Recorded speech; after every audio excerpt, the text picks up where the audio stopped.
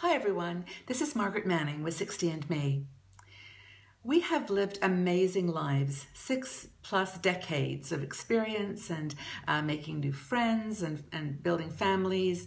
Just think of all the wonderful things that you've done in your life. It's a great time now to reflect upon that and be grateful, to have gratitude for all that we've experienced and for the love and the people that we have in our lives. And we're looking forward to many, many years ahead where we can start to do the things that are important to us and, reprioritize a bit. It's also the time of life, however, when we start to reflect on our mortality and start to worry, that maybe we're going to not have time to do all the things that we want to do. Death becomes more of a concern. And so I'd like to offer some ideas that were actually submitted by our 60 and Me community. Just ways of looking at death and, having a perspective on it that gives you a positive outlook. I actually had the very great opportunity when I was younger to work with Elisabeth Kubler-Ross.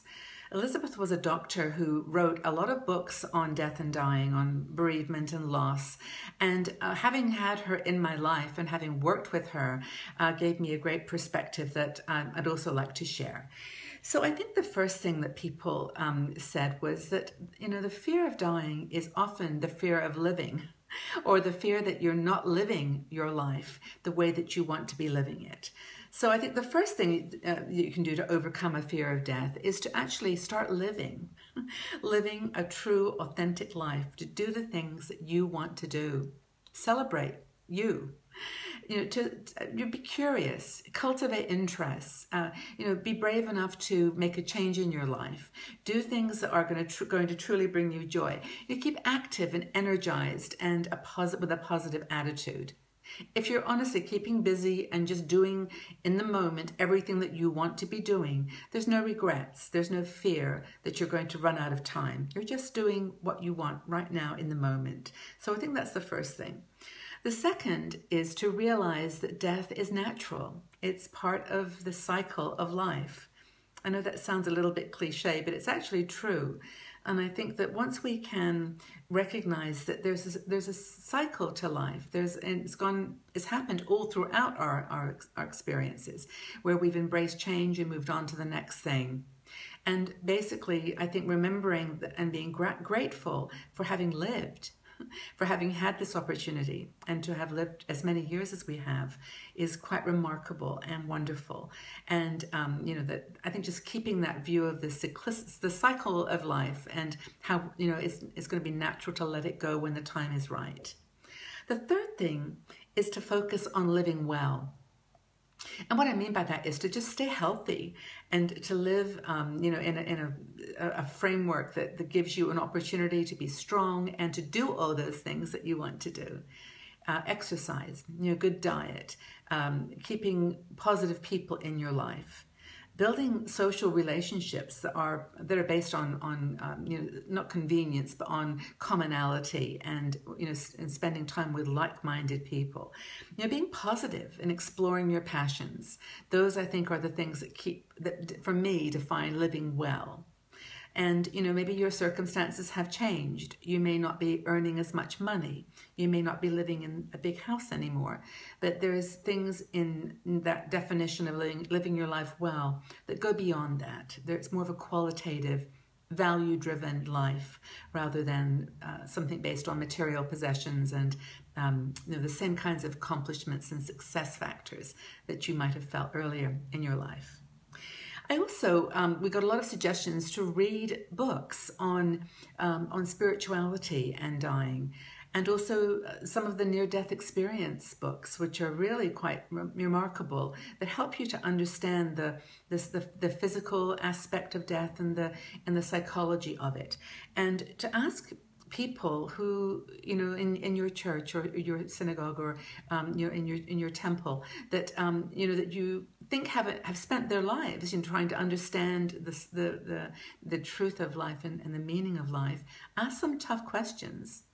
Ask them to explain to you what they think it means to them. And hopefully through their explanations, their insights and their wisdom, you'll get some strength in your own perspective about it. Another thing that people suggested was to adopt ritual, and this could be something as simple as lighting a candle. It could be something more like meditating or doing yoga, something that you build into the rhythm of your life that gives you a point of reference, that gives you a significance. And I've been reading an article recently about the fact that time, seems to speed up as we get older. But if you can make what they call memory markers, if you can actually pay attention to the things that are important to you, it creates a memory which really in a way extends time. You stay focused on those memories.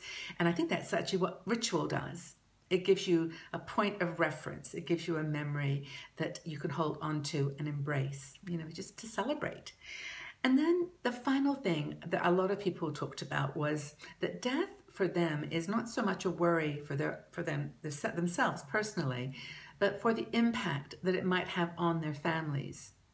And I know personally for me, this is a big concern as well. I think that we'll all deal with the reality of our death when it happens, but I just don't want to have to leave my family with things to worry about. And so I've actually made a plan, for what I would like to happen when I die.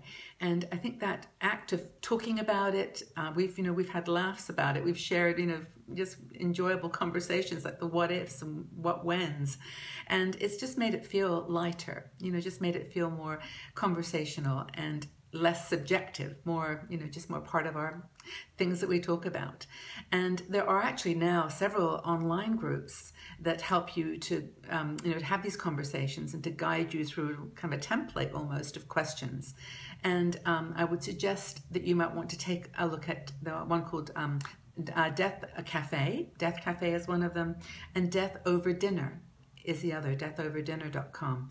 And these are both online sites that help you to, get everyone together, family, friends, and have a conversation about your passing and be, on the journey together. So those are some ideas that I think there's 6 of them there that can give you some thoughts about how to get a perspective and deal with a fear of death if that's something that's on your mind. I'd love your thoughts on this. If you have any feedback on those ideas, those suggestions, has any of it worked for you? Or if you've got some other thoughts about how you've dealt with your own personal situation, I'd love to hear that, and we can have a conversation together. Just leave your comments below, and I look forward to hearing from you and joining in with your thoughts and conversation.